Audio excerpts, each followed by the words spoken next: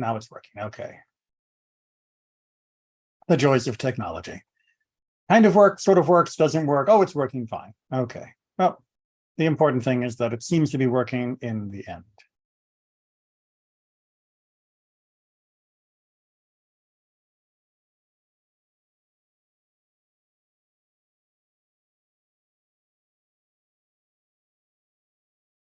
Okay. Seems to be fine, but for some reason it is saying the video is private, which is not correct. I know I clicked public when I set it up.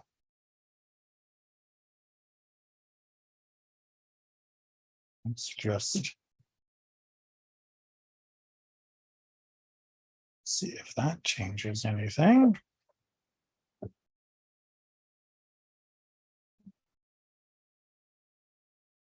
Okay, well, it seems to be recognizing it as public now, so we'll assume that it's not behaving too badly.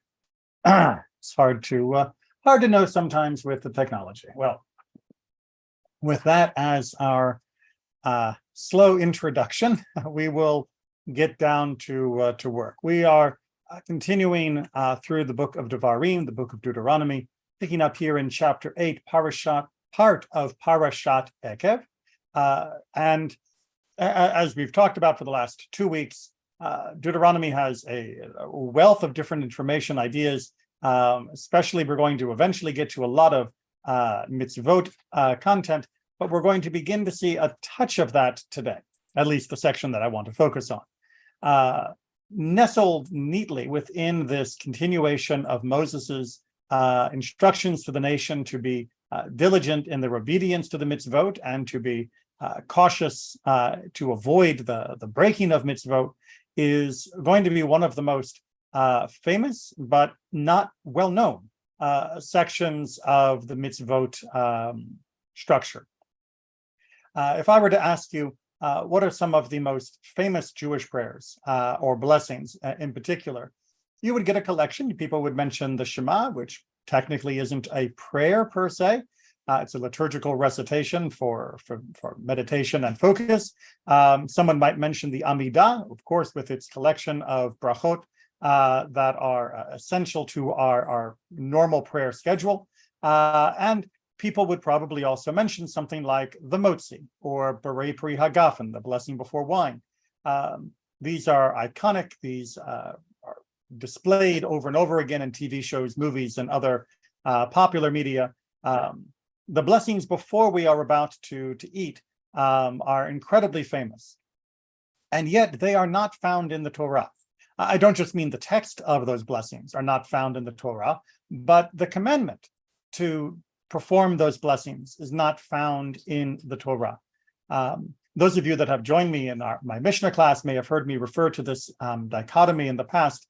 For others, this may be new, but it is an essential ingredient for understanding the way Judaism views our different obligations. There are certain obligations that are called deoraita, Aramaic for from the Torah, meaning that these are commandments, the shape of which, the outline of which at least, is found in the Torah. And then, of course, our tradition analyzed the language of the Torah, the received tradition and the observance, and gives us the particulars of how to observe those deoraita commandments, those Torah instructed, instituted commandments. Then there are derabanan commandments. Now, derabanan commandments is a bit of a misnomer. Derabanan are additional instructions that were put into place by the sages of old, meaning about 2,000 years ago, give or take.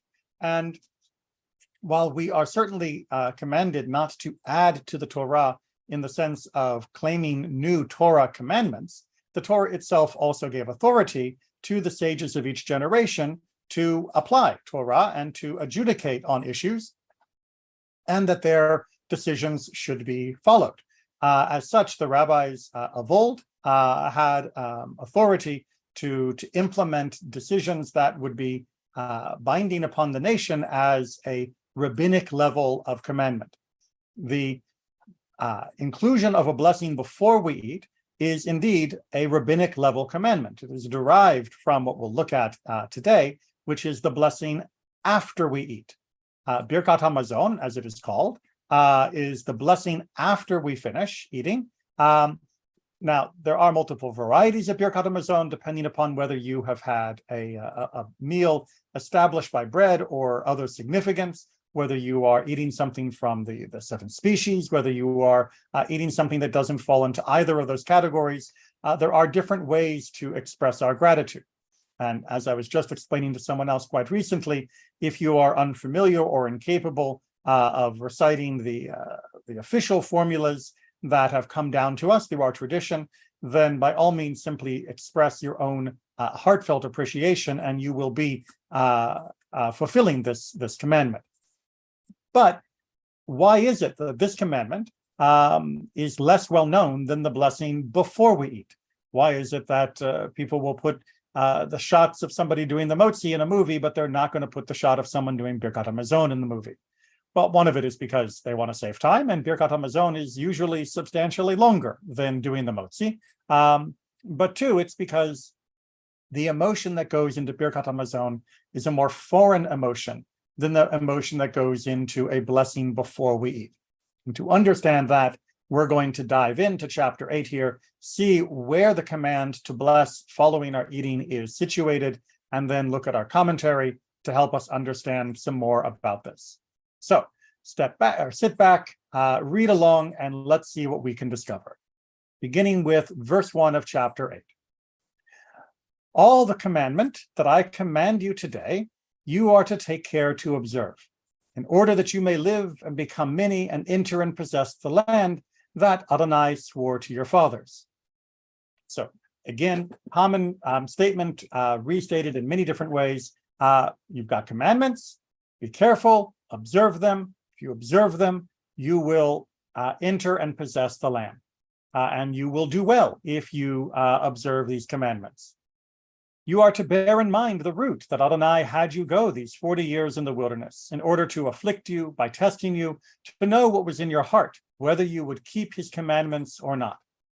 So that delay, of course, that we know that was instituted because of the refusal of the people to follow God's command to go up to the land, due to their fear and their lack of faith in God's ability to help deliver them. That had to be washed out, if you will, over the years, and to wait for a generation that didn't have that same flaw. So he afflicted you and made you hungry, and he had you eat man, or manna as it's often called in English, which you had not known and which your fathers had not known, in order to make you know that not by bread alone do humans stay alive, but rather by all that issues from Adonai's mouth do humans stay alive. So there's a lot of literary genius in the phrasing of this particular verse, reminding us just first the big picture that the eating of the manna was not just a gift to sustain us, but it was also a test that we did not always pass, where we would refuse to eat it, where we did not want to eat it, where it seemed strange and unfamiliar. And God is trying to say here, in the famous line that has added itself to the English idiom collection, that a person does not live by bread alone, that we do not, by bread alone do humans, not by bread alone do humans stay alive, but rather from what comes from God's mouth do we stay alive. Well, what is it, of course, that comes from God's mouth? God's commands. So the use of that phrase from God's mouth is, of course, echoing this eating metaphor for the manna, and the idea that whatever God commands us to do will keep us alive. And if God commands us to eat manna and it's not bread, well, we will live off manna. If God commands us laws that are not laws we're familiar with, that are not rules or instructions that are common in the nations that we have lived among, or in the nations that will continue to surround us, that's okay. We will still live by what comes from God's mouth, by what comes from God's commands. And then again, continuing to reinforce this idea of our journey, your garment did not wear out from upon you, your foot did not swell up these 40 years. You are to know in your heart that just as a man disciplines his child, Adonai, your God, disciplines you. So you are to keep the command of Adonai your God, to walk in his ways and to hold him in awe. So we get this other miracle that through the 40 years, our clothing did not wear out. If it had, we would have been in trouble to try and replace it. We did not suffer from often the difficulties of this type of travel. But it is not just that God was testing us, but it was also that God was guiding us. And that term here for discipline is not just an idea of punishment, but it also carries with it the idea of instruction, of guidance. When Adonai your God brings you into a good land, the land of Israel, a land of streams of water, springs and ocean flows, issuing from valleys and hills, a land of wheat, barley, vine, fig, pomegranate, a land of olives, oil, and honey. And there again are beautiful species by which the land of Israel is marked. A land in which you will never eat bread in poverty. You will not lack for anything in it. A land whose stones are iron, and from whose hills you may hew copper. So this phrase gets a lot of different discussion, but we're not going to go into it too much at the moment because there is always a limit to what we can cover. But the notion that this land is going to be always sufficient to provide us with anything we need, that we will always be able to eat plenty, which of course is a strong contrast to the way life normally works out in a pre-industrial agricultural setting, where famine was a common feature and poverty even more so. The reminder here that the land is one of iron and copper can be used as a double-edged sword, meaning that it is both a source of these precious minerals, essential for life at the time of this writing, and even to this day, but it could also turn into a land of iron and copper, meaning lifeless and unyielding, refusing to give up its produce easily. So the land is one that is not predictable by our normal methods of prediction, one that we will have to rely upon the good graces of God in order to continue to have it flourish, which leads us now to our verse 10, which is the key for today. And you eat and are satisfied, you are to bless Adonai your God for the good land he has given you. So we see here in this idea, v'achalta v'savata uvarachta, beautiful poetry that doesn't quite get captured even in Fox's attempt at more poetic English, that you will eat, you will be satisfied, and you will bless. That this is a cycle of experiences, that we will have this land, it will provide its produce, we're going to eat from it, and not only will we eat, but we will be satisfied, something that was not guaranteed in the ancient world. You might eat, but maybe not enough, and most people were hungry on a regular basis. But no, you will eat, you will be satisfied, and you will bless. Now, are these commands? Are these predictions? It is an unusual set of phrases, like I said, with this triple verb lineup, which has such an assonance to it. It seems to be saying that this is the basic pattern that we are going to go through. But that last line, uverachta, is you will bless, is trying to drive home something which is even more unexpected than being satisfied. Eating, of course, we have to. Being satisfied, if we're lucky. Blessing often feels like it is left out. Well, you will bless. This is going to be a command. Why? Verse 11, take care, lest you forget Adonai your God by not keeping his commandments, his regulations, and his laws that I command you today. Lest when you eat and are satisfied and build goodly houses and settle there, and your herds and your flocks become many, and silver and gold become much for you, with all that belongs to you becoming much, that your heart become haughty or arrogant, and you forget Adonai your God, and the one who brought you out from the land of Egypt, from a house of serfs or bondage or slavery, depending upon your translation, the one who had you travel in the wilderness, great and awe-inspiring, of burning snakes and scorpions and thirsty soil where there is no water, the one who brought forth water for you from the flinty rock, the one who had you eat manna in the wilderness, which your fathers had not known, in order to afflict you and in order to test you, for it to go well with you in your future. And you should say in your heart, my power and the might of my hand have produced all this wealth for me. Then you must bear in mind, Adonai your God, that he was the one who gave you the power to produce wealth in order to establish his covenant that he swore to your fathers, as is this day.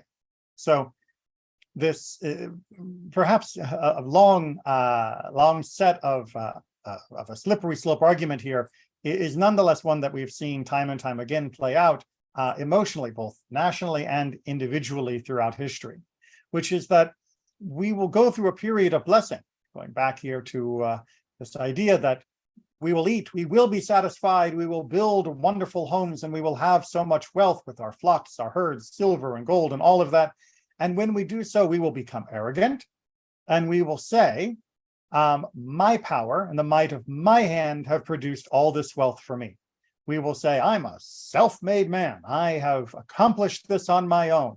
Look at what I have made of my life and the comfort that I now enjoy. And while it's perfectly fine to have comfort and perfectly fine to work in order to achieve a safe, secure, and a nice life, the problem is that often goes hand in hand with forgetting God, with that notion that I made it rather than I made it from what God had given me. The Birkat HaMazon, the blessing that we are commanded in verse 10, is that when we satisfy, we should short circuit that mentality, and we should follow up our satisfaction with a blessing. And that is an essential element to short-circuiting the human tendency towards arrogance when they are satisfied. That is what we are most prone to do. On the other hand, as I mentioned earlier, saying a blessing before we eat, that seems more natural to humans because we are used to saying please. We are used to begging when we are hungry. We are used to making all sorts of promises and praises to those that are about to provide for us. But on the other end, actual gratitude, actual thanks that is full and heartfelt, that is rarer. Because after all, when I needed something from you, then I had to ply you with my good words and feelings. When I've got what I need from you, what's left? Only if I think I'm going to get more am I going to continue to flatter you. But if I'm happy at the moment, well, we know what human beings are like. We tend to turn off gratitude as soon as we have received enough to make us satisfied for that time. So with that in mind, let's take a look at our commentators, which will give us a deeper insight on this concept. And we are going to begin with Sefer HaChinuch, one of the great compilations, not just of the general outlines of our observance of mitzvot, but often some of the insights that we can gather from them. It is a mitzvah to bless the eternal Lord after a man eats his fill of bread of the 7 species mentioned in the Torah. After the nutritive species in general, it is stated, and you shall eat and be satisfied, and you shall bless the Lord your God for the good land he has given you, which is what we saw in Deuteronomy. Although the sages of memory said that Moses formulated the first benediction in the grace after meals, and Joshua the second, they said this about the theme. But as to the entire text of the benedictions, Ezra and the Beit Din formulated them. Further, our sages of blessed memory said that the benedictions may be recited in any language, provided there is mention of the eternal Lord and the kingship of heaven. So, as I mentioned at the outset, if one needs to say a blessing of thanks after eating and doesn't know the official words that were originally constituted by Moses and Joshua, more on that later, and then refined by Ezra and the Beit Din, the court, that doesn't mean that we can't still say something. We can say it in any language, and we should do so as long as we are recognizing God, rather than just saying boy, I'm stuffed and that was tasty. You want to mention God and mention that it is God as Melech, God as the ruler of the universe that made this happen. So include those elements, give your thanks, and you are golden. Of course, there is much to learn from the particulars of how the Birkat Hamazon was constructed, the intricacies of its language and expression, but the important element as far as the Torah is concerned is that moment of gratitude towards God in order to inoculate us against the arrogance that is too tempting. Sefer HaChinuch continues, we can therefore say that the significance of the blessing which we recite before him is nothing but a reminder to arouse our spirit, with the words of our mouth, to know that he is the blessed one, and the blessed one thus contains all blessings. Out of this good arousal of our spirit and the focusing of our thought to gratefully acknowledge to him that all good favors are contained in him, and he rules over them to send them whenever we wish, we merit through this good deed to draw down his blessing upon us. So what Sefer HaChinuch is trying to say is that when we give our gratitude to God about our meal, it's not meant to end there.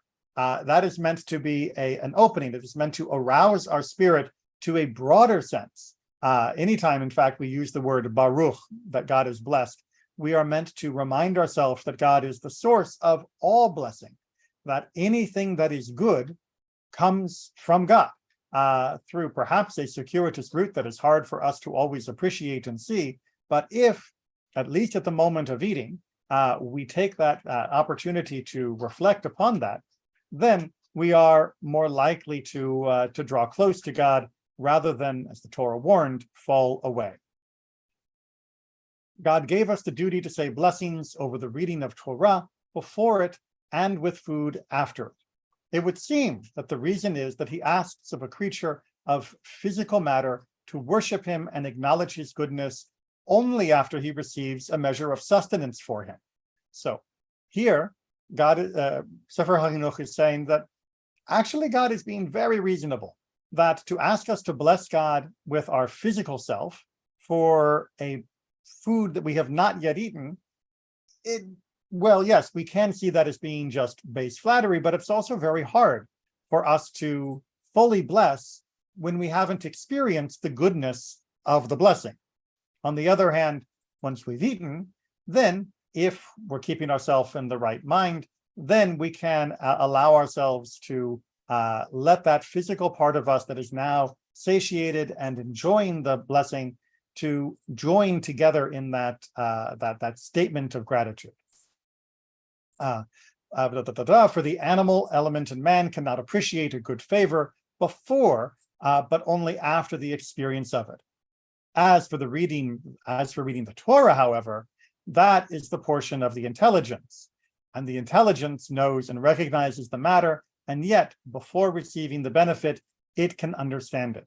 Therefore, God obligates a person to give thanks before him before the reading of the Torah. So Sefer HaChinuch gives us this wonderful contrast that for blessing of the food, we give a blessing after, according to the Torah, but for a blessing of Torah study itself, we give the blessing first. The physical of us needs the physical before it can express, but the spiritual, the intellectual, the ephemeral element of us can recognize the good in Torah, even if we have not yet had the pleasure or the benefit from it before we've said the blessing. As such, we can go ahead and make the statement of a blessing before having experienced that immediate study that we are about to undertake. All right, give a quick pause there, see if there are any questions in Zoom or in chat. Not seeing any at the moment. Let me just take a quick sip. Okay. Now, as Sifrei Devarim, the great early Midrash collection points out, taken from our section in Devarim, take heed to yourself lest your hearts be enticed. What does that mean? He said to them, take care that you do not rebel against the Holy One, blessed be he, for one rebels against him only in the midst of satiety. All right, so I just finished saying that Sefer HaChinuch said we can only give a full physical blessing to God from our physical self when our physical self has experienced the goodness of a physical blessing. And here in Sifrei, we are saying that it's only while one is experiencing the fullness of that physical blessing that you will rebel. And both of these are true. That is the great tension and the great dichotomy that is found in our physical self, that our physical self needs to be placated and properly taken care of before it can truly join in what our heart knows, which is the celebration of God. But once our physical self is fully placated and taken care of, it also becomes remarkably arrogant and remarkably unwilling to give gratitude. It is, loving and effusive in praise when it wants something, but it is a shallow type of praise. And then once it's received it, it walks off to the corner to enjoy it and ignores the one that gave it. As such, we have we must satiate ourselves in order to fully give a blessing to God, but we also have to be on guard at those moments of satiation. And this is a different tack than some other spiritual traditions. There are some that strongly encourage fasting and self-denial in order to prevent us from rebelling, that if we eat very little, if we remove anything that might give us physical joy, that we won't reach a level of satiety that would cause rebellion. In general, Judaism does not approve of that. There have been some splinter groups, but by and large, Judaism has, for 3,000 years, said, no, we have to actually, within proper moderation and limits, give ourselves the joys of the physical world that God has permitted to us. It's not unbridled hedonism, but we should be able to eat, to drink, and partake of other pleasures that are permitted, because our body should join together with our heart in the celebration of God through the blessings that we've received. And we shouldn't unnecessarily deny ourselves any of those things. But when we have reached that point, we do need to stay on guard. In fact, we need to be more on guard than when we were in more desperate straits. We need to be even more careful that we are not falling away. Okay, now, I mentioned earlier in passing through the Sefer HaChinuch, this idea that Moses wrote the first blessing, Joshua wrote the next, and I said there'd be more on that. Well, now it is time in the Talmud to look at the more on that. I think I can get all of that on one screen. Hopefully that's not too bad for those who are playing on their devices. With regards to the origins of the 4 blessings of Birkat HaMazon, the grace after meals, if you're unfamiliar, there are indeed 4 distinct sections of Birkat HaMazon, in addition to the introductory psalms and the collection of verses at the end. And these 4 sections have their own unique history and emphasis. Moses instituted for Israel the first blessing, who feeds all. Right, that is the topic of the very first blessing that is recited after the Zimun, the invitation, the Rabotai Nevarech section of the Birkat HaMazon. The first paragraph talks about the fact that it is God who gives food to everyone. And that's pretty much the gist of that first blessing. And Moses instituted that structure of that first blessing when the manna descended for them and they needed to thank God. So at the very first instance of manna, Moses recognized, and again, I should point out that even though there are mitzvot mentioned in Deuteronomy that were not mentioned earlier, traditionally we do not believe they were introduced in Deuteronomy, but they are merely mentioned first in Deuteronomy. So Moses instituted a blessing that would say, thank you, God, for giving us food, and you couldn't get more direct in that than the receipt of manna. Joshua, who followed Moses, instituted the blessing of the land when they entered Eretz Israel. So the second blessing of Birkat HaMazon focuses on the fact that God has given us a good and spacious land, a place where we have the ability to grow what we need, and that the land will provide it, provided we are doing what we should. And it makes sense that Joshua would institute that rather than Moses, because Moses never entered the land. And our sages were very astute in recognizing that a blessing would not have been created by a person who did not participate in the joy of that blessing, that you had to actually benefit from it in order to truly create that blessing. Joshua got to live in the land of Israel. Moses did not. Therefore, when giving God a special thanks for the land from which the food is derived, then, of course, Joshua became the first of our leaders in that position. The third blessing, David and Solomon instituted the third blessing, who builds Jerusalem, in the following manner, meaning that together they helped compose this blessing. David instituted on Israel, your people, and on Jerusalem, your city, that section of that blessing. And Solomon instituted or added on the great and holy temple, as he was the one who built the temple. So you can see that there is a rise in specificity through these first three blessings. And indeed, these first three are considered to be the most ancient elements of the Birkat Hamazon. The fourth is rather different, and we'll see that in a second. Moses was speaking about God's feeding of everything in the world. Joshua was speaking about the specific vehicle of feeding us through the gift of the land of Israel. David and Solomon are speaking about the particulars of being blessed with Jerusalem, with the building of the temple, with our ability to have those particular institutions and structures, which, when working properly, provided the framework for truly all of the blessings to come together. So 1, 2, 3, there's a growing specificity and also a growing refinement of how much more blessed we are in each of these successive stages. Okay, I don't see any questions. Let me just do one more check on the chat. Okay. But now we have to talk about the fourth blessing, which is quite different.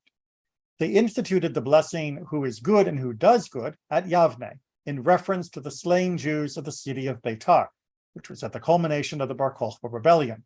They were ultimately brought to burial after a period during which Hadrian refused to permit their burial.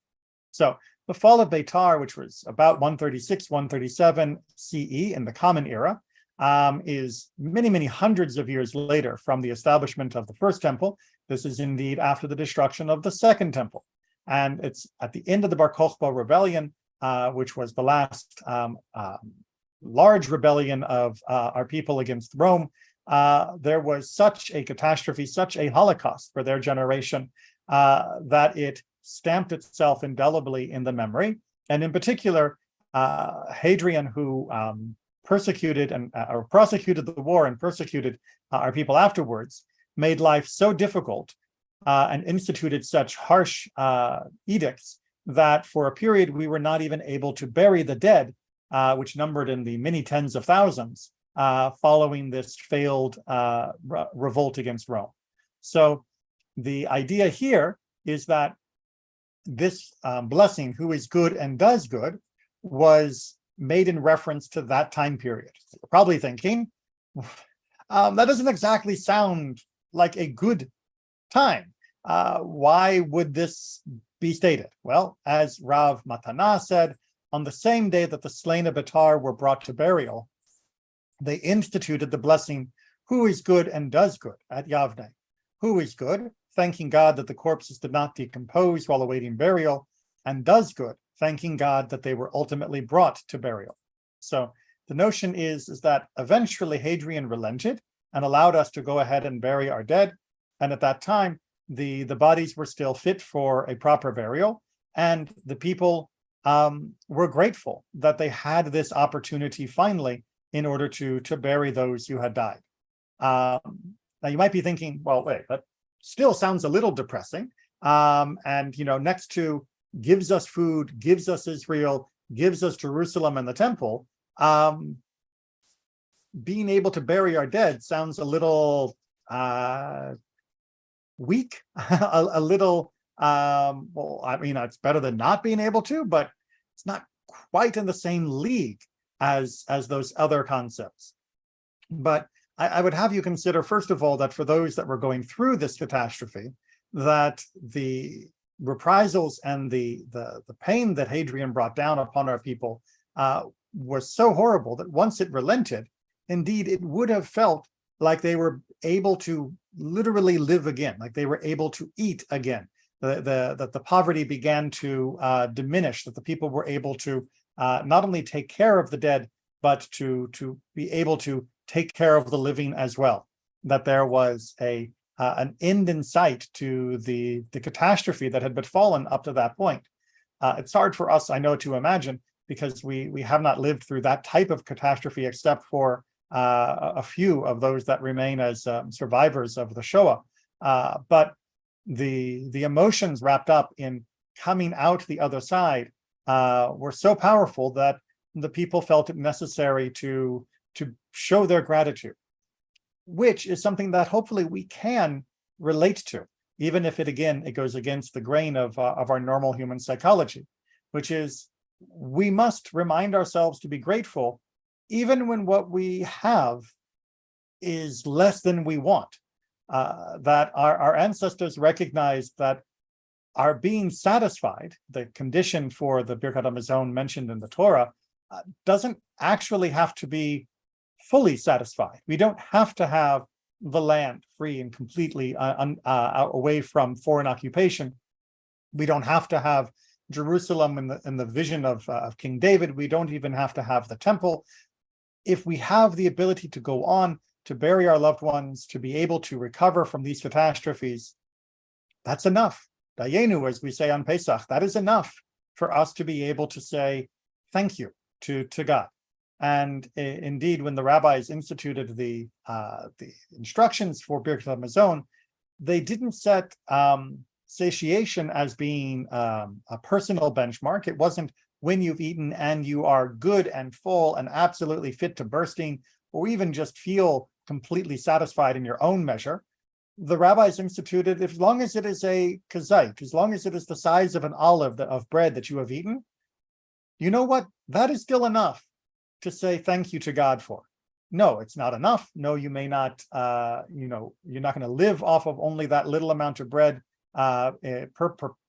perpetually, but for a particular meal, sometimes that may be as good as it gets. And sometimes it may be enough to tide you over until something better later in the day or the next day.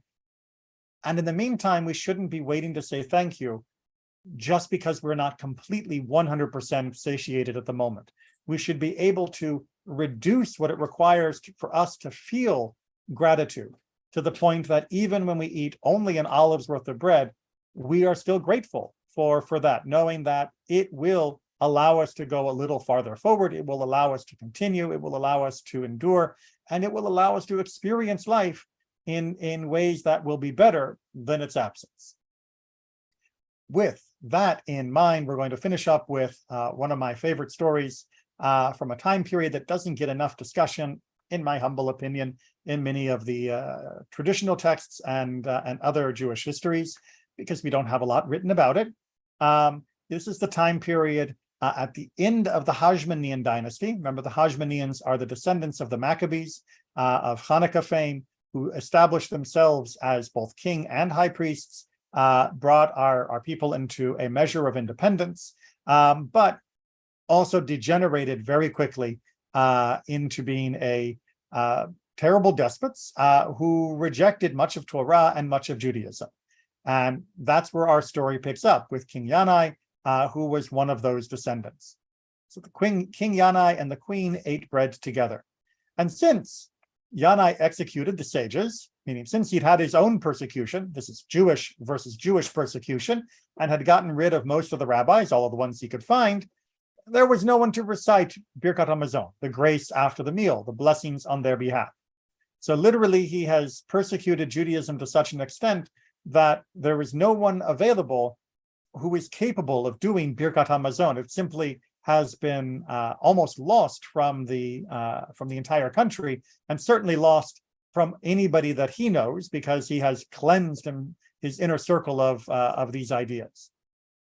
he said to his wife, who was much more in league with the rabbis, as we'll see, who will provide us with a man to recite the blessing on our behalf?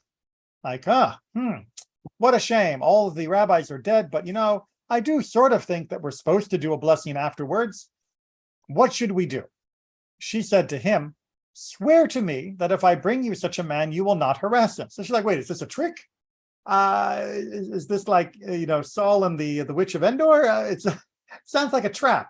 If I bring somebody before you that is able to do the Birkat Hamazon, aren't you just going to kill them because this is, another one of the sages that you are hunting?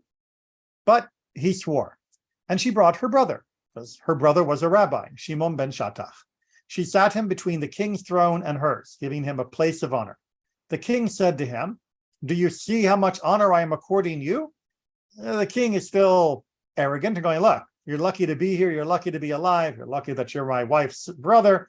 But, he's trying to, as he had been, Yanai in his persecution, he is trying to get the rabbis to bend the knee to the king, to say that the king is above all, which, of course, the rabbis are not going to do because there is such a thing as Torah, there is God, there is what we are meant to do, called the mitzvot. But Shimon responds, it is not you who honors me, rather the Torah honors me. As it is written, extol her and she will exalt you. She will bring you to honor when you embrace her, taken from the book of Mishlei, from Proverbs. So Rabbi Shimon says back in his great chutzpah, I'm being honored by you because I know Torah, because I have studied, because I have devoted my life to learning the ways of our people. And that's the only reason I'm here. Don't make it sound like you wanted me to sit here. You wanted somebody who could provide what the Torah has asked us to do to sit here. So truly it is Torah that has led me to be here. Because if I was an ignoramus, if I didn't know anything, you would not have invited me to dinner. Yanai, however, responds roughly, said to his wife, you see that he does not accept authority. See what a jerk he is. Look at that. Here I am. I'm trying to make nice. Do you see how I'm treating my brother-in-law? I'm trying to say, wow, it's nice to have you at dinner. Aren't you lucky? And he's throwing it back in my face, all about Torah and all about all. And of course, that's exactly is the tension here. In many ways, Yanai represents the greedy, the selfish, the uncaring, and more on point, the lacking in gratitude that comes from the success that his family had such a boon from throwing out the Seleucid Empire that they corrupted themselves too fast and lost their connection to God. And this is where that ended up. And of course, ultimately, it ended up with them, the actual Hashmonean kings, inviting the Romans in and setting ourselves up to the path of the second destruction. They gave Shimon ben Shattach a cup of wine over which to recite grace after meals. It is traditional to do Birkat Hamazon over a cup of wine, if possible. He said, how shall I recite the blessing? Shall I say, blessed is he from whom Yanai and his companions have eaten? Meaning, I've not eaten anything. I can't do a blessing over your meal. I can only do a blessing over my meal. And remember, we said earlier on that was the whole limitation / blessing of the physical body, that the physical body cannot truly give a blessing unless it's actually experienced the goodness over which the blessing is to be recited. So Shimon is saying, how am I supposed to give you, how am I supposed to recite, thank you, God, for letting me eat, when I didn't eat, only you ate? So what does he do? He drank the cup of wine. Now he's eaten. They gave him another cup, and he recited the grace after the meals, recited the blessing. And as the commentary points out, by drinking the first cup, he joined the other diners and was therefore eligible to recite grace after meals on their behalf. So Shimon ben Shattach is trying to remind the king that in Judaism, blessings are not meant to be from a rabbi over another person. A blessing is meant to be done either from the individual who has experienced it or in a group that has experienced it. But you can't just bring in a pitch hitter. You can't bring in a ringer to do the words. that hasn't actually had the experience or the benefit. Now, there is an important epilogue the Talmud brings here, which is with regard to the story. Rabbi Abba, son of Rabbi Chia bar Abba, said that Rabbi Yochanan said that what Shimon ben Shattach did, he did on his own. Why? Because Rabbi Chia bar Abba said that Rabbi Yochanan said as follows: one who does Birkat HaMazon cannot fulfill the obligation of others to recite it until he eats an olive bulk of grain. He needs that kazait, he needs that olive's worth in order to actually have eaten. That as important as yain is, as wine is, it is not the same as bread. Bread is the king of foods. It is the centerpiece of a meal. At least it was for most of our 3,000 years. And as such, without eating bread, you haven't really eaten. Yes, you had a wonderful cup of wine, and there was a special blessing to be said over that, but that blessing would just be over having had the cup of wine. It would not be over the meal, and it certainly would not have combined you, linked you to all of the other people at that table who did eat actual food. You need to eat actual food. So Shimon ben Shattach made his own ruling that wine was good enough to give him a stake in the meal to allow him to say the blessing on behalf of everyone there. But the halacha, the ruling that comes down to us till this day, is that if you want to participate in the Birkat HaMazon, especially if you are the leader, I should emphasize that you have to have had at least that kazait, that bit of bread, that olive's worth of bread. There's a lot more complicated rules about joining in. If you are merely one of the many that are making up the different levels, the counting of the people that are joining for the zimun, the invitation, but that's more complicated and beyond today's discussion. But hopefully you can see that there is this morality tale writ large. The warning of the Torah is playing out at the dinner table of King Yanai, that he has eaten, he is satisfied, but he doesn't know how to bless. He doesn't know how to be grateful. And in fact, even when someone is brought to help teach him, he's angry at him because he's been trying to get rid of the people who teach these things. And that tension is not overcome by just having this guy show up like a parrot and say the words, but by pointing out to him that this needs to be a group effort. It has to be participatory.